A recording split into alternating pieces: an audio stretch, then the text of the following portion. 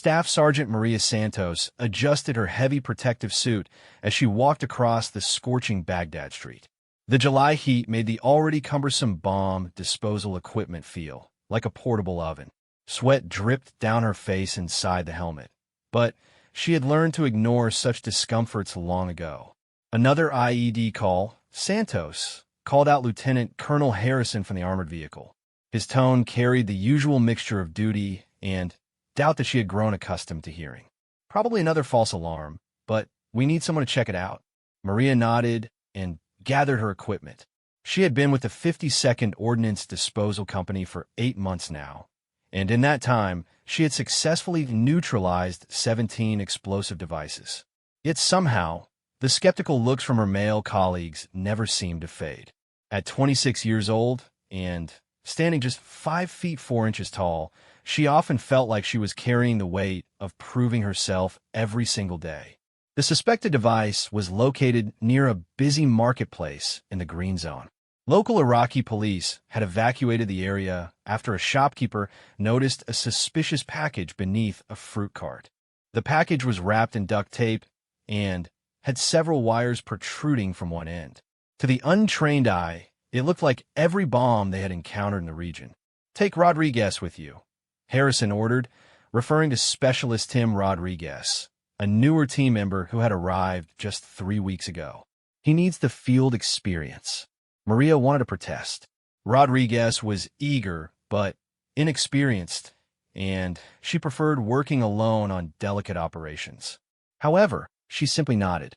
Arguing would only provide more ammunition for those who questioned her leadership abilities. As they approached the marketplace, Maria began her standard assessment routine. She studied the device from multiple angles, noting the type of tape used, the positioning of the wires, and the overall construction. Something felt different about this one, but she could not immediately identify what was bothering her. "Looks pretty standard," Rodriguez commented, peering over her shoulder. "Should we just use the robot to detonate it?" Maria held up her hand for silence. The standard protocol would indeed be to use their remote-controlled robot to place a small explosive charge next to the device and destroy it safely. But her instincts, honed through months of dangerous work, were telling her to look more carefully. She circled the fruit cart slowly, examining every detail. The wires were positioned differently than usual. Instead of the typical random placement she had seen in previous devices, these wires seemed to follow a specific pattern. The tape was also applied with unusual precision, creating clean, straight lines rather than the hasty wrapping typical of improvised explosives. "Rodriguez, call for the advanced equipment," she said quietly. "I want the portable X-ray unit and the fiber optic camera." "Is that really necessary?" he asked. "We could have this cleared in 10 minutes with the standard procedure." Maria turned to face him, her expression serious despite being hidden behind her protective visor. "In this job, Rodriguez, the moment you start taking shortcuts is the moment you or someone else gets killed. We do this right, or we do not do it at all." 20 minutes later, the additional equipment arrived. Maria carefully positioned the portable X-ray machine to get a clear view of the package's internal structure. What she saw on the screen made her blood run cold. The device was far more sophisticated than anything she had encountered before. Instead of the typical simple trigger mechanism, this bomb contained multiple circuit boards, several timing devices, and what appeared to be a mercury switch. Most disturbing of all, she could see what looked like a secondary explosive package hidden beneath the primary device. "This is not a standard IED," she reported over her radio. "Repeat, this is not standard. We have a complex device with multiple trigger mechanisms." Lieutenant Colonel Harrison's voice crackled through her earpiece. "Are you certain, Santos? It looks like every other device we have seen this month." Maria studied the X-ray images more carefully. The bomb maker had clearly invested significant time and expertise into this creation.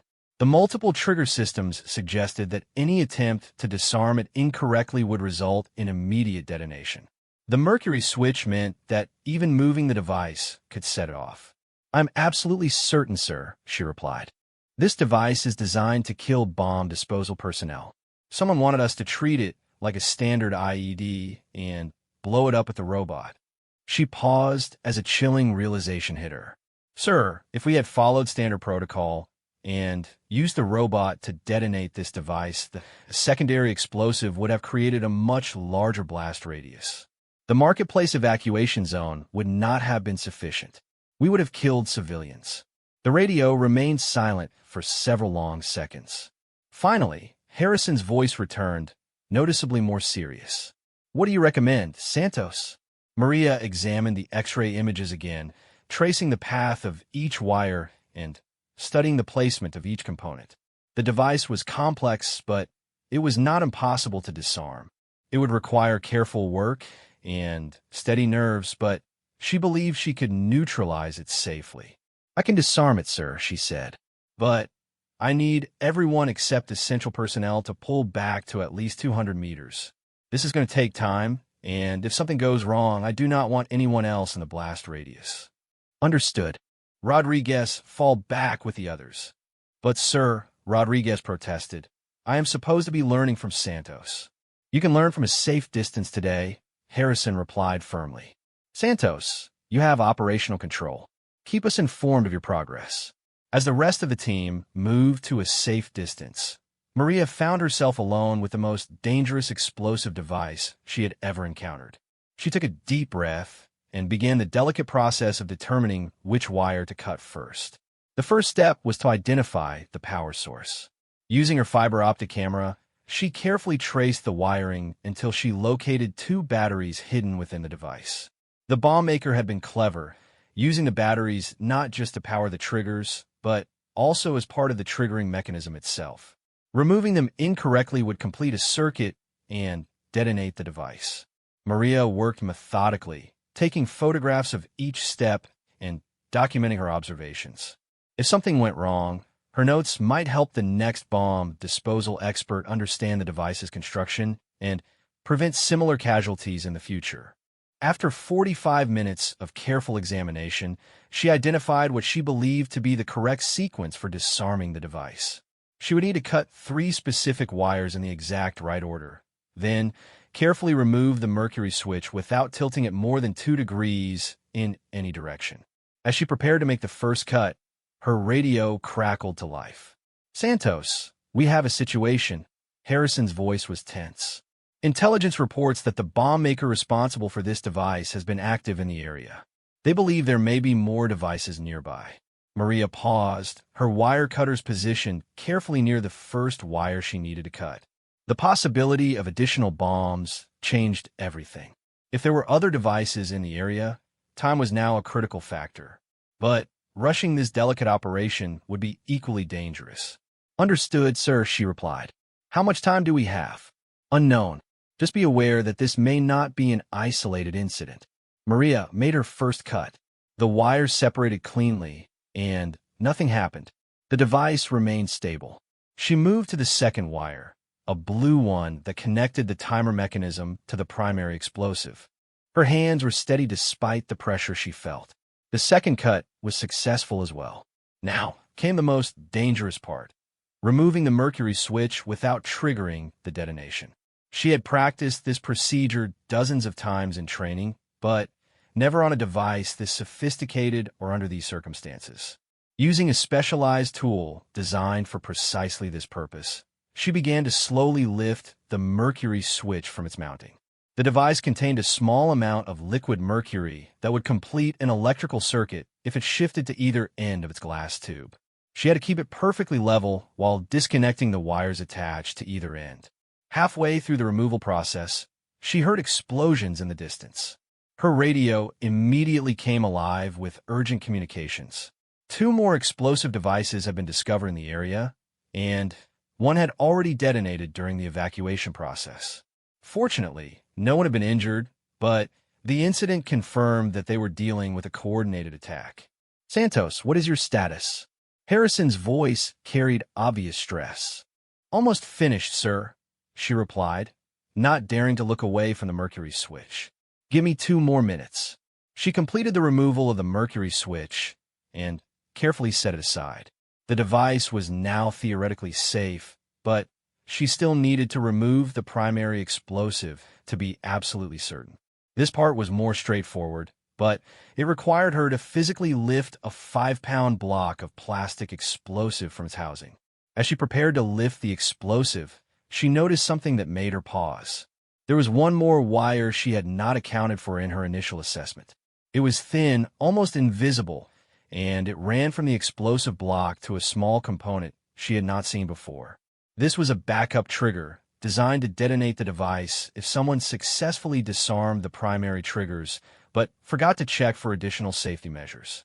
The bomb maker had anticipated that a skilled technician might get this far and had prepared one final surprise.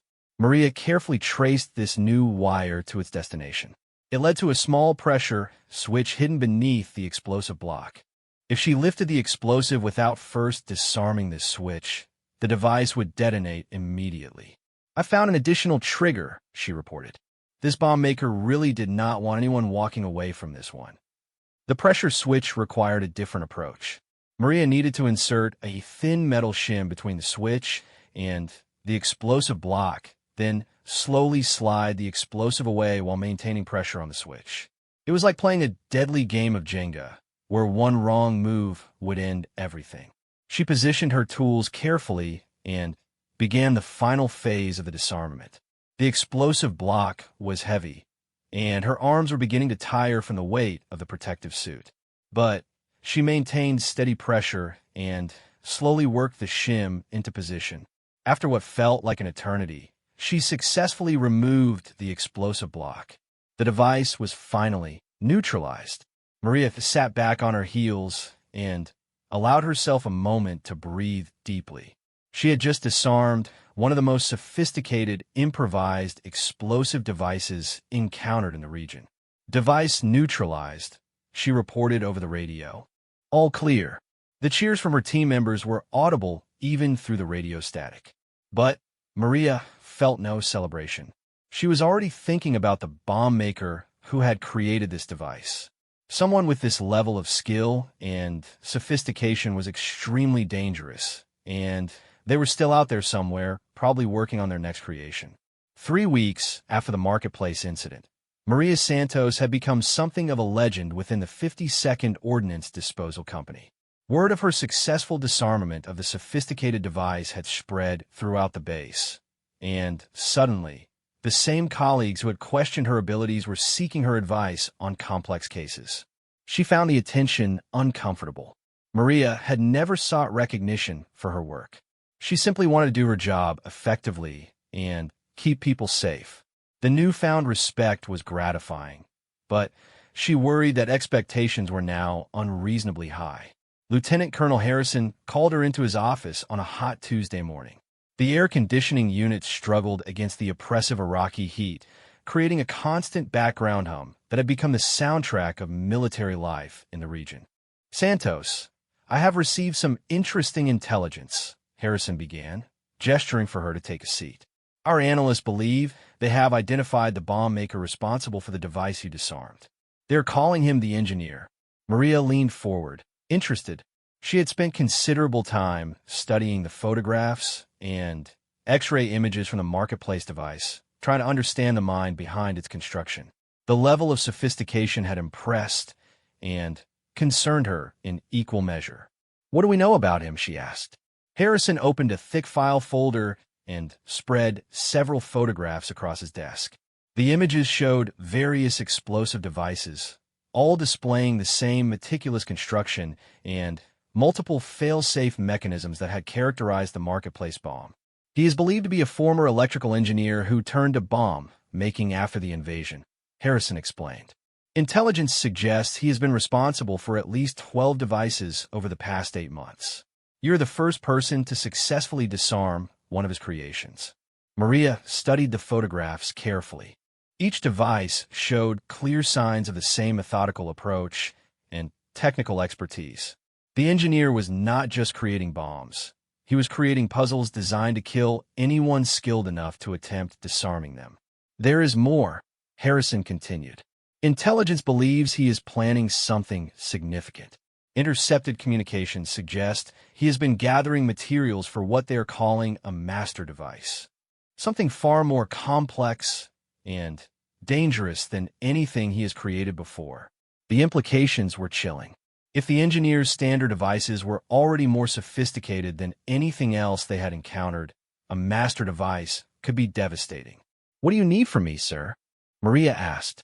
"I want you to study these files and create a profile of his methods," Harrison replied. "If we encounter another of his devices, I want our people to have the best possible chance of survival. You are the only person who has successfully defeated his work." Maria spent the next 2 days immersed in the files. She studied every photograph, read every intelligence report, and analyzed every piece of evidence related to the engineer's previous work. Gradually, patterns began to emerge. The engineer was methodical to the point of obsession. His devices always included redundant safety measures, multiple trigger mechanisms, and backup systems designed to defeat standard disarmament procedures. But there was something else, something that took Maria longer to identify. He was teaching. Each device was slightly more sophisticated than the last, as if the engineer was progressively revealing his capabilities. The marketplace bomb had been a test, designed to see if anyone in the American forces could match his skills. Maria's successful disarmament had apparently impressed him, because the intelligence reports suggested his next device would be even more challenging. On Friday morning, Maria was awakened by urgent pounding on her quarters door. She glanced at her watch. 0347 hours. Emergency calls at this hour never brought good news. "Santos." Rodriguez's voice was tight with stress. "We have a situation. Major incident downtown. They are asking for you specifically." Maria dressed quickly and met the emergency response team at the motor pool. Harrison briefed her during the short drive to the incident location. "Explosive device at the Al Rashid Hotel," he explained tersely. "The hotel houses several foreign journalists and aid workers. Initial assessment suggests it is another engineer device, but this one is different, bigger." When they arrived at the hotel, Maria immediately understood why she had been called. The device was not hidden beneath a fruit cart or concealed in a trash bin. It was sitting openly in the hotel lobby, a black metal case roughly the size of a footlocker with multiple antennae and what appeared to be a digital display panel. "How long has it been there?" Maria asked. "Hotel staff noticed it about 30 minutes ago," replied Captain Williams, the on-scene commander. "Building is fully evacuated, but we have a problem. Intelligence reports suggest this device has a timer, and they believe it might be connected to a larger network of explosives throughout the city." Maria studied the device from a safe distance. Even from 50 meters away, she could see that it was far more complex than anything the engineer had created before. The digital display was clearly visible, showing numbers that appeared to be counting down. "What does the timer show?" she asked. Williams handed her a pair of high-powered binoculars. Through the lenses, Maria could see the display clearly. Her blood turned cold as she read the numbers. 2 hours, 47 minutes, and 33 seconds, and counting down. 2 hours and 47 minutes, she reported. "But there's something else. The display is too prominent, too easy to see. This feels like psychological warfare." She lowered the binoculars and considered the situation. The engineer had always been subtle before, hiding his devices and relying on their discovery to trigger the deadly game of disarmament. This device was openly displayed and prominently featured a countdown timer. It was designed to create pressure and force hasty decisions. "I need the full equipment package," Maria told Williams. "X-ray, fiber optic, the works. And I want everyone except essential personnel back at least 400 meters. "Santos," Harrison interrupted. "Are you certain you want to attempt this? We could evacuate a wider area and let it detonate safely." Maria shook her head. "Sir, look at the construction. This device is too sophisticated for a simple explosive. If intelligence is right about it being connected to a network, detonating it might trigger devices throughout the city. We need to understand what we are dealing with." The next hour was spent carefully positioning equipment and analyzing the device from multiple angles. The X-ray images revealed a nightmare of complexity that made the marketplace bomb look simple by comparison. The device contained at least 6 different circuit boards, multiple timing mechanisms, and what appeared to be a radio transmitter. Most concerning of all, Maria could see several containers that might hold chemical or biological agents in addition to conventional explosives. "This is not just a bomb," she reported grimly. "It is a command and control device. If my assessment is correct, it is designed to coordinate with other devices throughout the city. Disabling it incorrectly might trigger all of them simultaneously." The timer now showed less than 2 hours remaining. Maria began her approach, carrying only the essential tools she would need for the initial assessment. As she drew closer to the device, she could see additional details that had not been visible from a distance. The engineer had left a message. Etched into the metal surface of the device, in precise English letters, were the words, "For the technician who defeated my marketplace puzzle. Let's see how skilled you truly are." The message confirmed what Maria had suspected. This entire situation was designed specifically for her. The engineer had created this device as a personal challenge, a deadly test of her abilities. She began her detailed examination of the device, photographing every component and documenting every wire. The complexity was staggering. The engineer had incorporated elements from at least a dozen different types of explosive devices, creating a hybrid that would require her to use every technique she had ever learned. As she worked, Maria became aware of a new factor that increased the pressure exponentially. The device was not just counting down to detonation. According to her analysis, at various intervals during the countdown, it would send signals to other devices throughout the city. If those devices existed, innocent people would die whether she successfully disarmed this device or not. The first signal transmission was scheduled for 90 minutes into the countdown. That gave her approximately 15 minutes to find a way to interrupt the communication system without triggering the device's self-destruct mechanisms. Maria focused on the radio transmitter component. If she could disable the device's ability to communicate with the network, she could buy time to work on the main disarmament without worrying about triggering remote explosions. Using her fiber optic camera, she traced the transmitter's power supply. The engineer had been clever, integrating the communication system so thoroughly with the device's other components that disabling it might trigger the main explosive. But Maria noticed something unusual about the antenna array. One of the antennae was slightly different from the others. While the others were clearly designed for transmitting signals, this one appeared to be purely decorative. Maria studied it more carefully and realized it was actually a key component in the disarmament process. The decorative antenna was designed to be removed in a specific sequence with the other components. The engineer was giving her a clue, but one that required her to trust her analysis and risk triggering the device if she was wrong. With 8 minutes remaining until the first signal transmission, Maria made her choice. She carefully removed the decorative antenna, following the sequence she believed the engineer had intended. The device's display flickered, and the countdown timer paused momentarily before resuming. But Maria noticed that one of the indicator lights near the radio transmitter had gone dark. She had successfully disabled the communication system without triggering the self-destruct mechanism. "First hurdle cleared," she reported over her radio. "Communications disabled. The device can no longer signal other explosives in the network." But her relief was short-lived. With the communication system disabled, the device had apparently activated a secondary timing mechanism.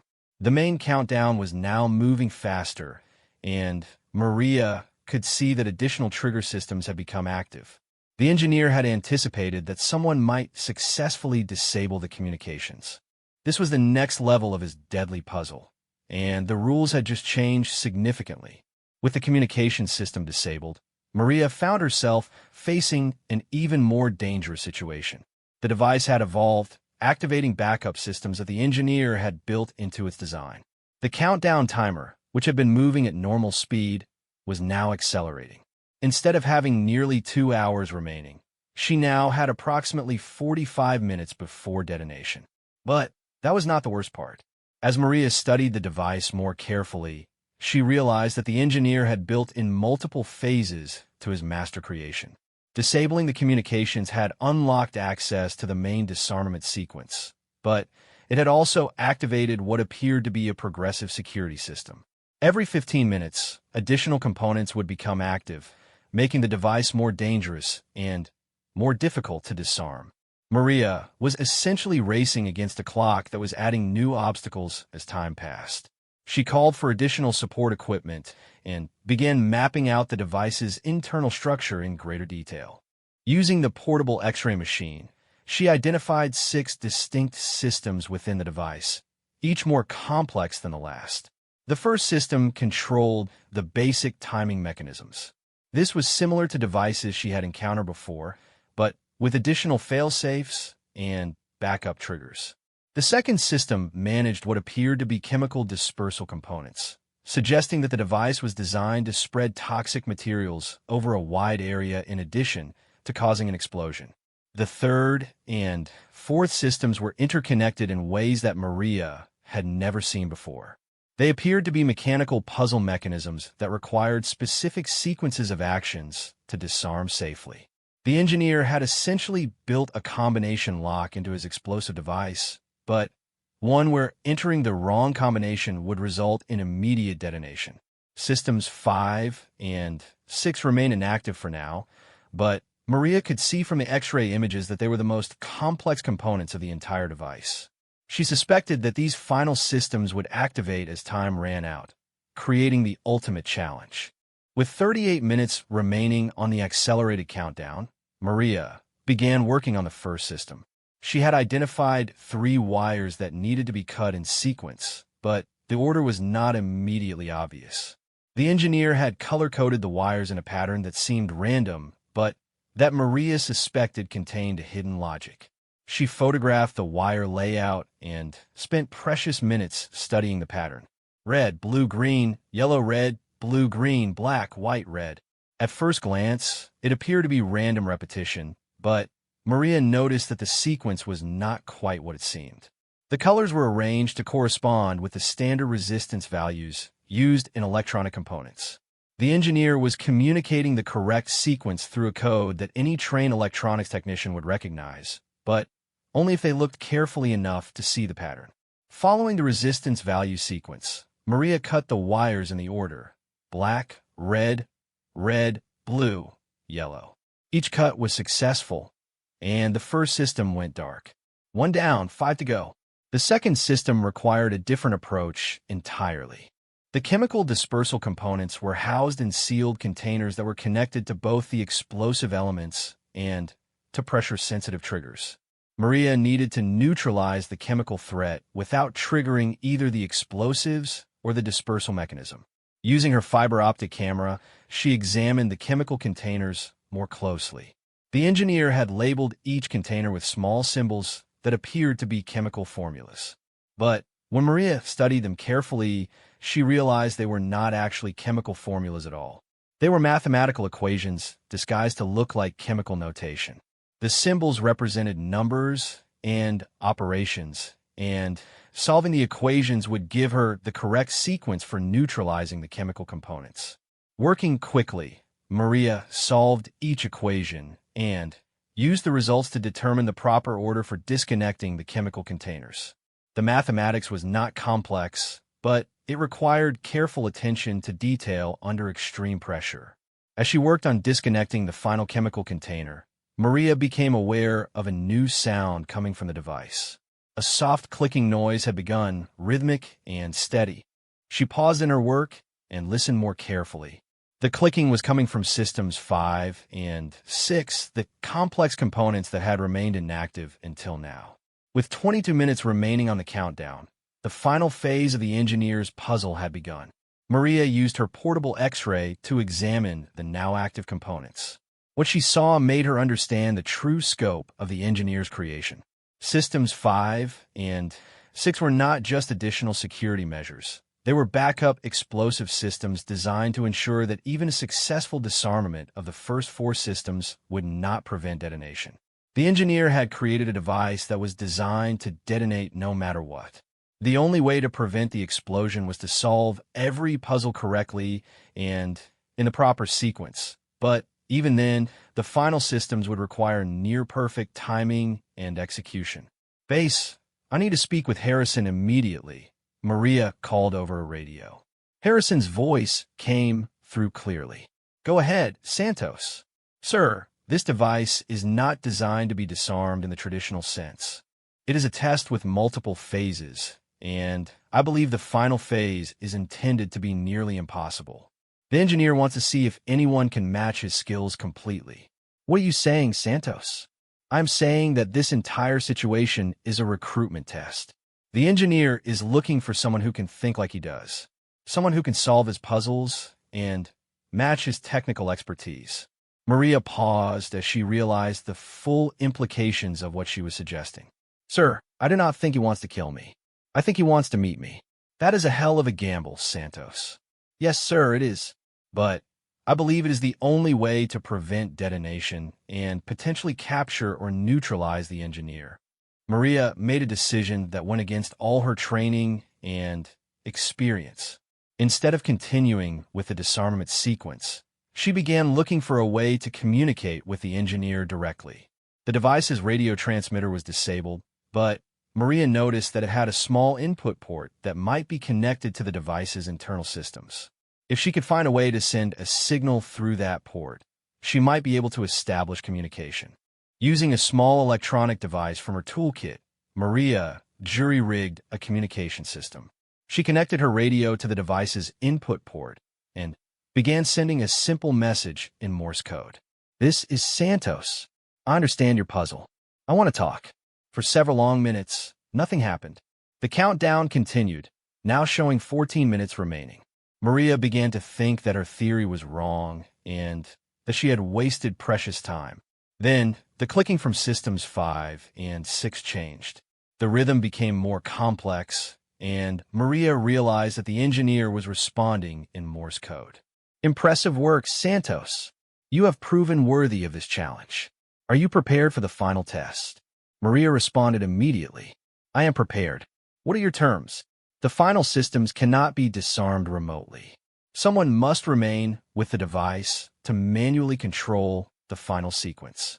This person will have 30 seconds to escape after successful completion. The implications were clear. The engineer had designed the final phase to require a personal sacrifice. Someone would need to stay with the device until the very last moment, with only a slim chance of escaping before detonation. There is another option. The engineer's message continued. Meet me at the coordinates I will provide. Come alone, and I will give you the complete disarmament sequence. But you must choose now. Maria felt a chill run down her spine. The engineer was offering her a choice. Attempt the nearly impossible final sequence with minimal chance of survival, or meet him face to face with unknown consequences. She looked at the countdown timer, 11 minutes and 43 seconds. Send me the coordinates, Maria responded. The device's display screen flickered and showed a set of geographic coordinates. Maria quickly plotted them on her map. The location was approximately 2 miles from the hotel, in an area of the city that was known to be controlled by insurgent forces. I need a vehicle, Maria called to Harrison over a radio. I'm going to meet the engineer. Absolutely not, Santos. That is suicide. Sir, it is the only way to save the hotel and potentially hundreds of lives throughout the city. I need immediate transportation to these coordinates. Maria provided the coordinates to Harrison. After several tense minutes of radio silence, Harrison's voice returned. Vehicle is en route to your position. Santos, if this goes wrong. Understand, sir. Maria gathered her essential equipment and prepared to leave the device. As she stepped away, the engineer sent one final message. Bring the tools you used to disarm my marketplace device.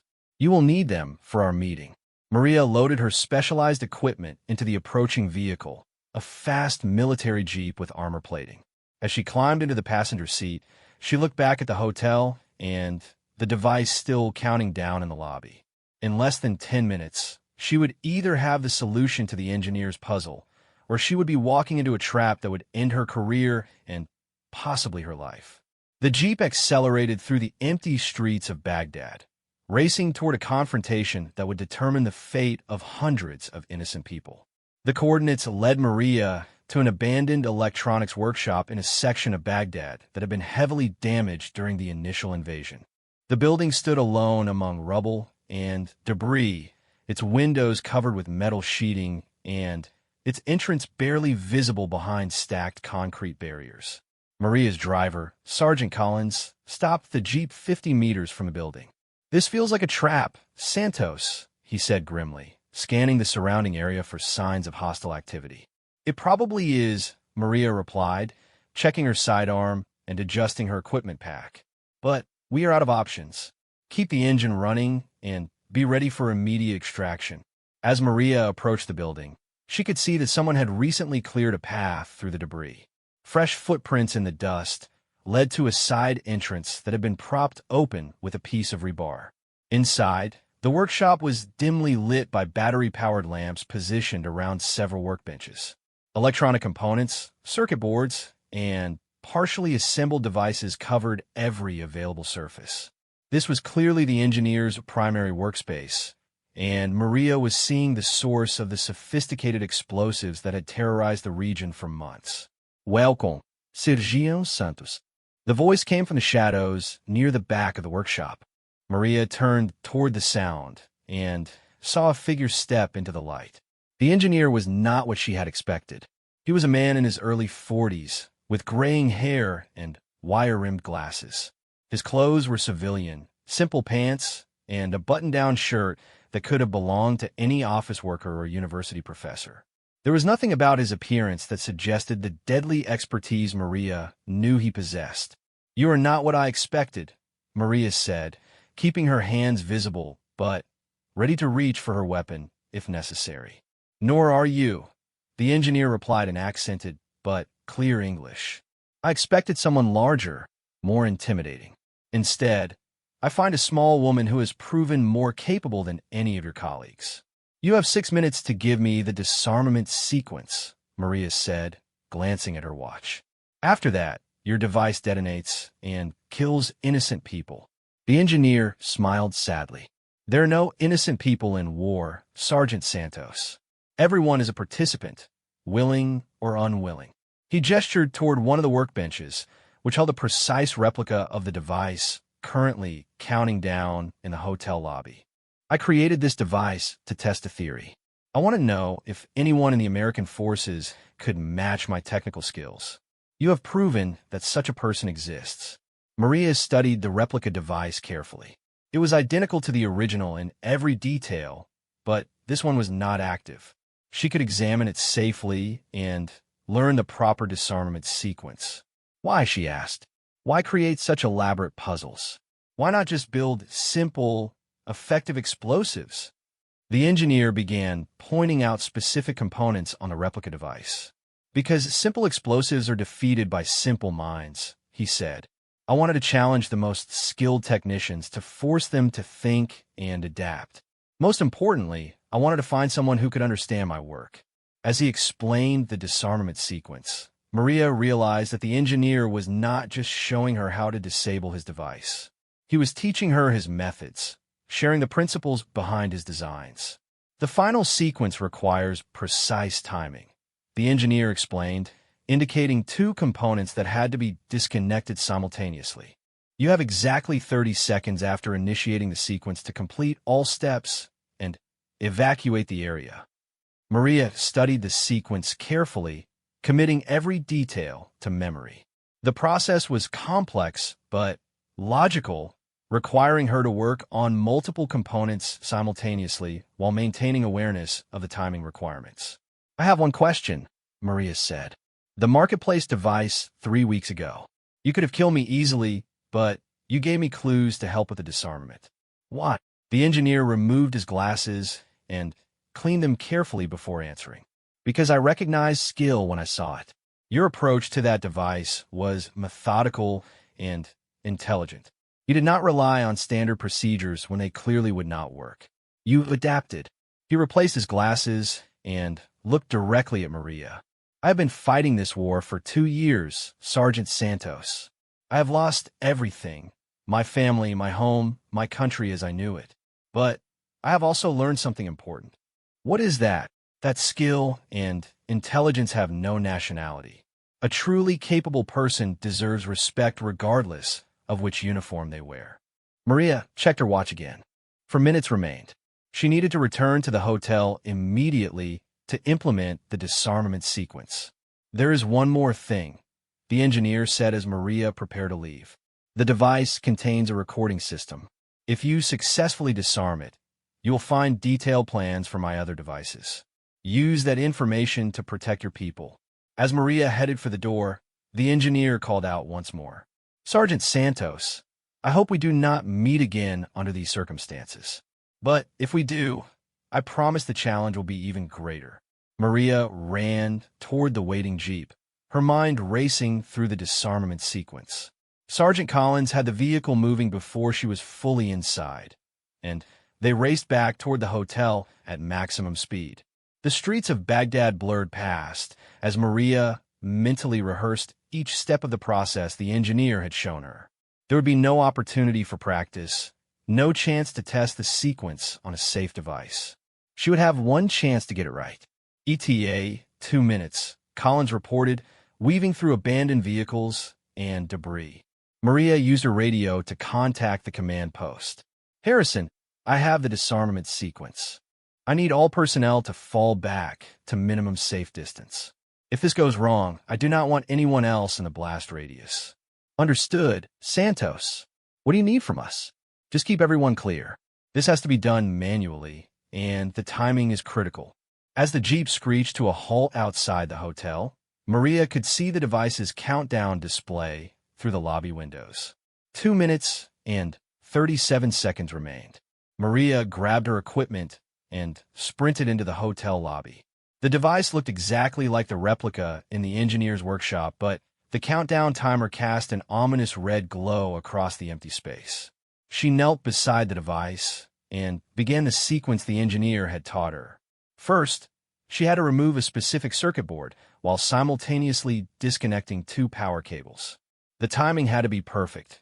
Removing the circuit board first would trigger immediate detonation, while disconnecting the power cables first would activate the backup timing system. Maria positioned her tools carefully and executed the first step. Both actions had to be completed within 3 seconds of each other. She removed the circuit board with her left hand while pulling the power cables with her right hand. The device's display flickered and several indicator lights went dark. Step 1 was successful. The next phase required her to work on the mechanical puzzle components. Following the engineer's instructions, Maria began rotating specific dials and switches in a precise sequence. Each adjustment had to be made within exact time intervals, or the device would interpret the delay as a tampering attempt. With 90 seconds remaining, Maria reached the final phase of the disarmament. This was the most dangerous part, requiring her to manually hold 2 safety switches while simultaneously cutting 3 specific wires. If she released either switch before all 3 wires were cut, the device would detonate immediately. She positioned herself carefully, using both hands to hold the safety switches while manipulating the wire cutters with her fingers. The angle was awkward, and the protective suit made fine motor control difficult, but Maria had trained for exactly this type of situation. 60 seconds remaining. Maria cut the first wire. The device remained stable. 45 seconds. The second wire was cut successfully. 30 seconds. Maria prepared to cut the final wire, the one that would either disarm the device completely or trigger immediate detonation if she had made any mistakes in the previous steps. She squeezed the wire cutters, severing the final connection. The device's display went completely dark. The countdown stopped. After several seconds of silence, a new message appeared on the screen. Disarmament successful. Well done, Sergeant Santos. Maria sat back on her heels, suddenly aware of how much she was shaking. The adrenaline that had kept her focused throughout the process was now making her hands tremble uncontrollably. "Device neutralized," she reported over her radio. "All clear." As the explosive ordnance disposal team moved in to secure the scene, Maria noticed that the device had opened a small compartment. Inside was a data storage device, presumably containing the information about the engineer's other creations that he had promised. But there was also something else, a handwritten note in English. "Sergeant Santos, you have proven yourself worthy of respect. I hope our paths cross again under better circumstances. Until then, use this information to keep your people safe." The engineer. Maria pocketed the note and the data device. She had successfully prevented a catastrophic attack and gained valuable intelligence about one of the region's most dangerous bomb makers. But she also knew that the engineer was still out there, probably already working on his next creation. As she walked out of the hotel lobby, Maria realized that her reputation within the unit would be forever changed. She had faced the ultimate test of her skills and emerged successful. But more importantly, she had proven to herself that she belonged among the elite ranks of explosive ordnance disposal specialists. The doubts and skepticism she had faced from her colleagues seemed insignificant now. She had earned her place through skill, courage, and determination. And she was ready for whatever challenge might come next. 2 months after the hotel incident, Maria Santos found herself in an unexpected position. The data device recovered from the engineer's master device had contained detailed information about 17 other explosive devices hidden throughout Baghdad and the surrounding region. Using this intelligence, coalition forces had successfully located and neutralized all of the devices, preventing what could have been a coordinated attack of unprecedented scale. More significantly, the information had led to the arrest of 3 bomb-making cells and the disruption of a major supply network. The engineer's data had essentially dismantled the most sophisticated explosive threat in the region.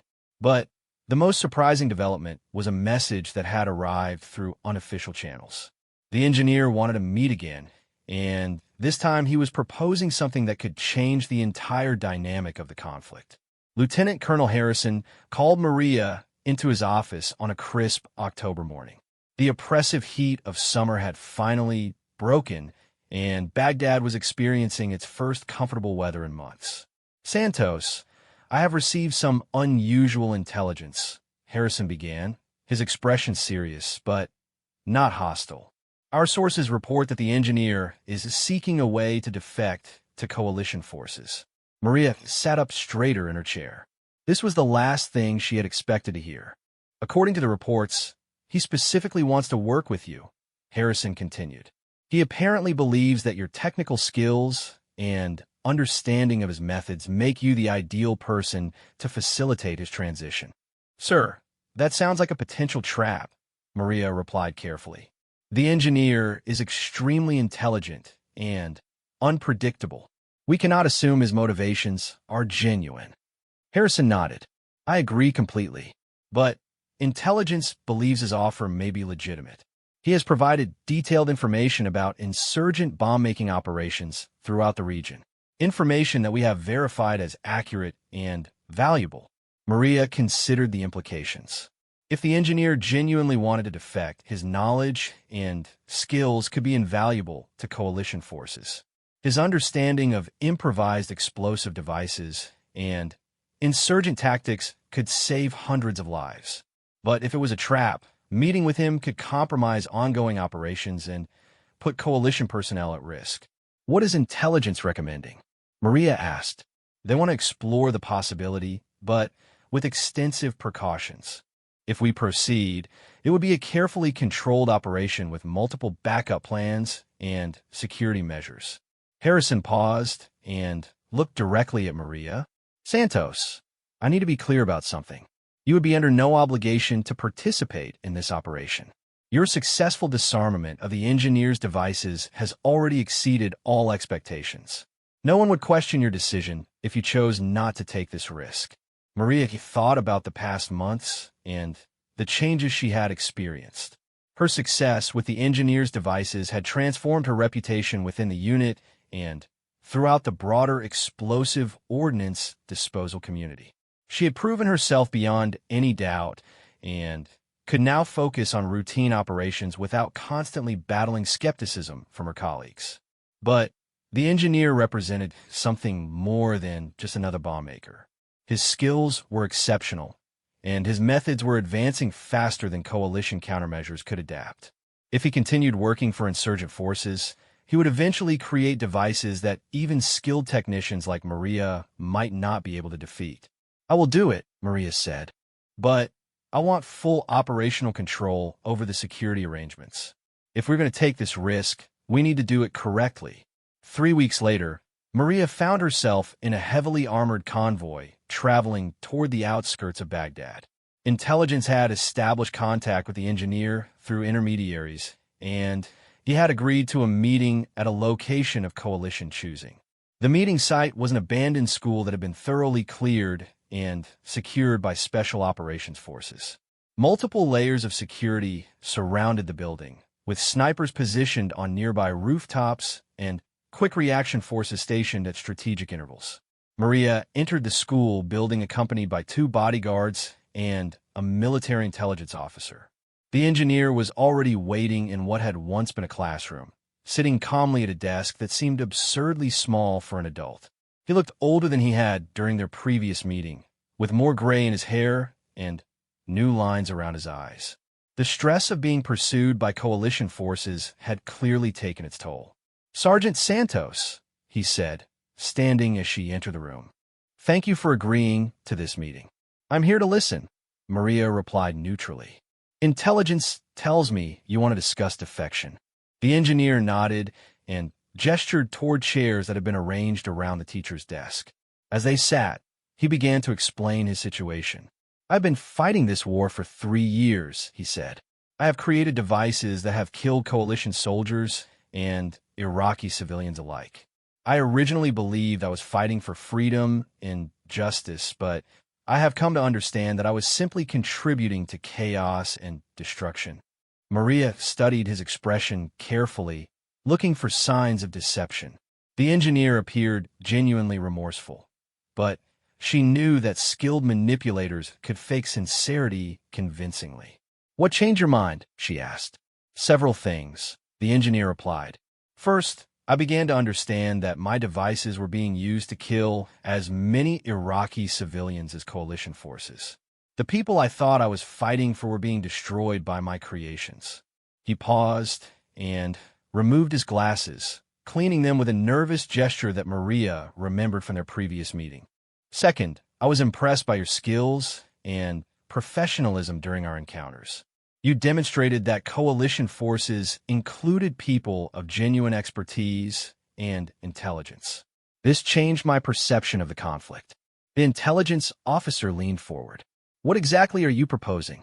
"I want to provide detailed information about insurgent bomb-making operations throughout Iraq and Afghanistan," the engineer said.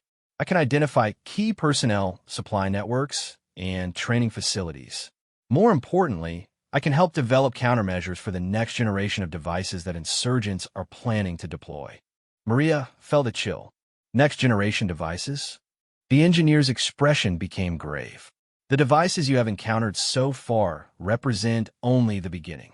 Insurgent forces are developing explosives that incorporate new technologies, remote detonation via satellite, chemical and biological components, and targeting systems that can identify specific types of vehicles or personnel." He opened a briefcase that had been searched extensively before the meeting and removed several photographs. The images showed explosive devices unlike anything Maria had seen before. "These devices are designed to defeat all current coalition countermeasures," the engineer explained. "They incorporate artificial intelligence components that allow them to adapt their behavior based on disarmament attempts." Maria studied the photographs with growing concern. The devices represented a quantum leap in sophistication that would render current explosive ordnance disposal techniques obsolete. "How long before these devices are deployed?" the intelligence officer asked. 6 to 8 months, the engineer replied. "But Development could be accelerated if insurgent forces acquire certain critical components. Maria realized that the engineer's defection was not just an opportunity, it was a necessity. Without his knowledge and expertise, coalition forces would be unprepared for the next phase of the insurgent bombing campaign. "What do you want in return?" Maria asked. "Protection for myself and my family members who remain in Iraq," the engineer said. "Relocation to a safe country where I can continue my engineering work in peaceful applications. And the opportunity to help save lives by using my knowledge to protect people rather than kill them." The intelligence officer took notes throughout the conversation, occasionally asking for clarification on technical details. After 2 hours of discussion, it was clear that the engineer possessed information that could be vital to coalition security. But Maria had one final question that would determine her recommendation about the proposed defection. "If you truly want to save lives and make amends for your past actions," she said, "are you prepared to work directly with coalition bomb disposal teams to train our personnel and help them understand the threats they will face?" The engineer considered the question carefully before answering. "Yes," he said finally. "I am prepared to do whatever is necessary to prevent the deaths of both coalition forces and innocent civilians." Maria looked at the intelligence officer and nodded. The engineer's offer appeared to be genuine, and his information was too valuable to ignore. 6 months later, Maria found herself working in an unusual partnership. The engineer, now known by the codename Professor and relocated to a secure facility, had become one of the coalition's most valuable assets in the fight against improvised explosive devices. Together, they had developed new training protocols, advanced detection equipment, and countermeasures for the next generation of insurgent devices. Maria's field experience, combined with the professor's technical expertise, had created innovations that were already saving lives throughout the theater of operations. The doubts about her abilities that had once plagued Maria now seemed like ancient history. She had not only proven herself as an individual technician, but had also played a crucial role in one of the most significant intelligence coups of the conflict. As she reviewed the latest intelligence reports about disrupted bombing networks and prevented attacks, Maria reflected on the unexpected path her career had taken. She had entered explosive ordnance disposal, simply wanting to do her job effectively. Instead, she had helped transform the entire approach to counter-IED operations. The work was far from over. New threats continued to emerge, and the technology arms race between insurgent bomb makers and coalition forces showed no signs of slowing. But Maria now approached each new challenge with confidence earned through the ultimate test of her skills and judgment. She had faced the engineer's master device with 90 seconds on the countdown timer and emerged successful. Whatever challenges lay ahead, she was ready to meet them.